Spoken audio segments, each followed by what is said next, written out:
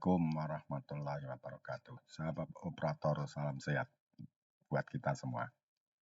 Untuk kesempatan kali ini akan kami sampaikan mode startup untuk CO2 removal. Di unit CO2 removal ini tujuannya adalah akan menghilangkan CO2 dari kandungan gas. Nah, aktivitas biasanya dilakukan paralel dengan start front end atau start reformer. Nah, hal ini dengan harapan CO2 tidak akan menambah durasi waktu startup sehingga dapat berproduksi dengan waktu yang cepat. Nah, kalau waktunya cepat kan jelas tidak banyak membuang gas. Nah, untuk yang pertama untuk menentukan CO2 bisa start yaitu adanya press up di absorber. Ini nanti akan kita press up untuk sirkulasi minimal di 21 agar bisa mengirim larutan dari absorber ke stripper tentunya. Nah, aktivitas press up itu sudah pasti akan didahului dengan memastikan bahwa di sistem sudah ada larutan MDA. Nah, untuk press up itu bisa menggunakan N2. Ini karena keterbatasan N2 sebaiknya dilakukan sebelum di reformer melakukan sirkulasi N2. Nah, alternatif yang kedua bisa menggunakan hidrogen. Tapi ini gas eksplosif harus dipastikan dalam sistem CO2 tidak ada kebocoran. Dan jangan lupa pastikan oksigen konten sudah di bawah 0,05 ppm. Nah, biasanya kami lakukan di awal itu dengan N2 dulu, sedapatnya sampai berapa kilo, misalnya 11 atau 9. Nah, lanjutannya di press up dengan N2 sampai 21 kilo. Yang berikutnya aktivitas startup yaitu membuat sirkulasi larutan. Nah, untuk sirkulasi larutan sebaiknya dipastikan dulu total amin mencapai 37%. Nah, apabila ini belum terpenuhi, dilakukan loading MDA. Kemudian, kapan sirkulasi itu dilakukan? Ya, kalau agar tidak terlambat, saat gas harus masuk di CO2, maka sirkulasi harus sudah terbentuk pada saat menjelang udara proses masuk. Nah, ini yang paling penting lagi. Saat sudah sirkulasi, kita lakukan heating up MDA. Kenapa harus dilakukan? Nah, ini nanti agar pada saat gas masuk di absorber, temperatur sudah tercapai di kisaran 110 atau di atas 100 sedikit masih sudah bisa.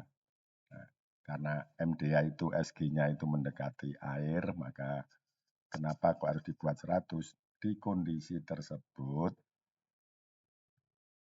level akan stabil dengan masuknya gas ke absorber.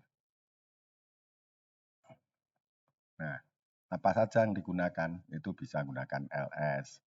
Steam LS di ray boiler atau 105C kalau di HBR. Nah, ini juga bisa digunakan syaratnya sirkulasi N2 belum terlaksana karena jalur sirkulasi N2 akan menggunakan jalur LS masuk di 105C. Kemudian untuk N2 sirkulasi, gimana caranya untuk N2 sirkulasi dimanfaatkan untuk manas MDA? Ya itu caranya, jalur sirkulasi kenapa kok sampai CO2 harapannya bisa bermanfaat untuk manasi MDA. Nah, saat melewati di 131C atau sebelum 105C, akan bertemu dengan BFW. Nah, saat normal, BFW itu menurunkan temperatur gas.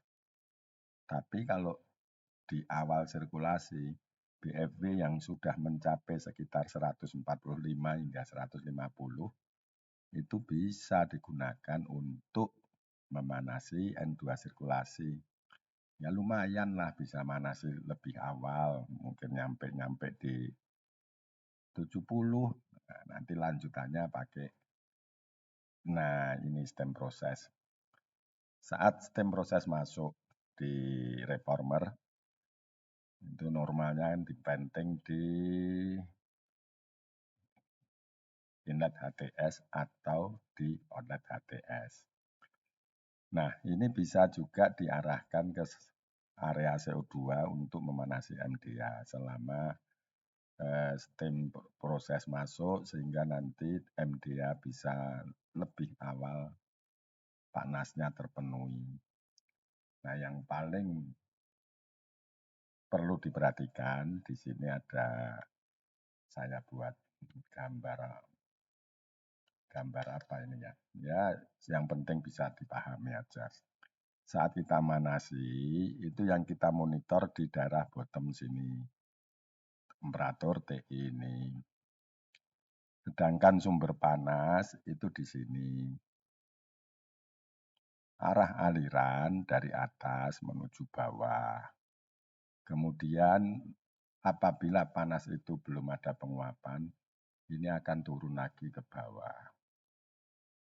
Nah, namun kalau di panas itu sudah mencapai penguapan, uap itu ada yang ke atas, bertemu dengan larutan yang dari atas ke bawah.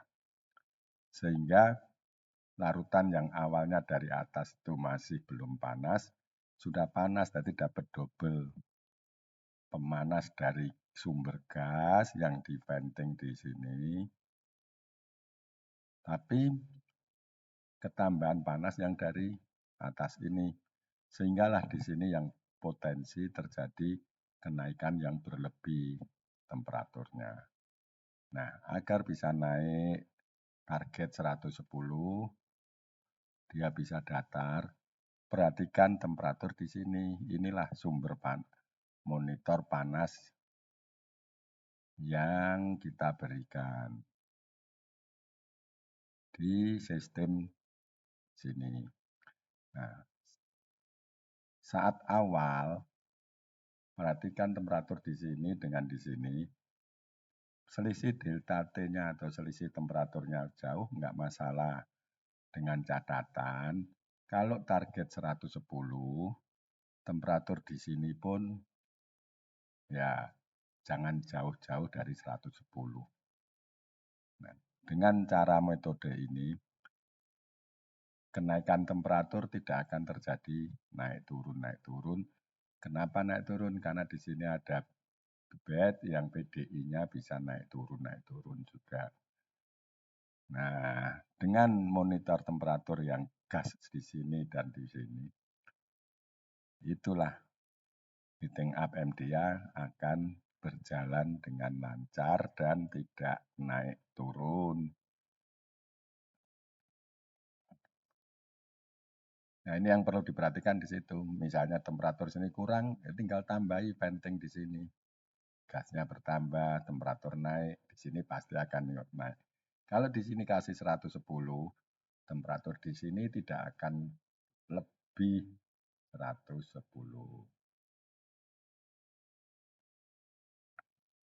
Nah, selanjutnya kalau temperatur gas sudah 110, mungkin 108 sudah bisa, itu di absorber dilakukan equalize pressure antara pressure di absorber yang awalnya 21 dengan gas prosesnya. Kalau gas proses backpress masih lebih rendah, gas proses dinaikkan. Setelah equalize, maka venting bisa dipindah di outlet absorber atau inlet metanator. Jangan lupa dipastikan untuk rate sirkulasi sudah di atas rate gas. Karena hal yang paling penting di situ. Nah, harapannya nanti target untuk pressure di absorber itu adalah ini. Kalau terlalu rendah, CO2-nya lolos. Prinsip absorber tekanan tinggi, temperatur rendah. Stripper temperatur tinggi, pressure-nya rendah. Aku tadi kebalik enggak ya? Jadi tak ulangi, absorber filosofinya tekanan tinggi, temperatur rendah, stripper, tekanan rendah, temperatur tinggi. Nah, untuk mencegah CO2 leak atau yang membuat panas metanator, pastikan total amin paling tidak sudah 37 sampai 40. Nah, dari nilai itu, preparasinnya paling tidak 2,8 sampai 3. Sedangkan resirkulasi ya standarnya 5% di atas rate gas. Sudah cukup itu. Terlalu tinggi juga enggak baik. Nah, untuk tekanan absorber ini yang diarahkan ke 35. Karena memang tekanan normal di absorber 35. Ya, kalau belum 35 selama metanator belum aktif, tidak masalah karena gas masih dibanting. CO2 lolos pun ya nggak dipikirin, wong metanator nggak akan naik. Tapi kalau sudah masuk metanator, jangan lupa 3 syarat ini. Kualitas MDA, rate sirkulasi, dan pressure absorber. Demikian, terima kasih. Mudah-mudahan CO2 lancar terus. Tidak akan terjadi lagi kegagalan di metanator. Saya yakin semua pabrik pernah mengalami metanator temperaturnya naik tinggi. Termasuk pabrik manapun di ujung dunia sana pernah mengalami. Nah, inilah solusinya. Terima kasih.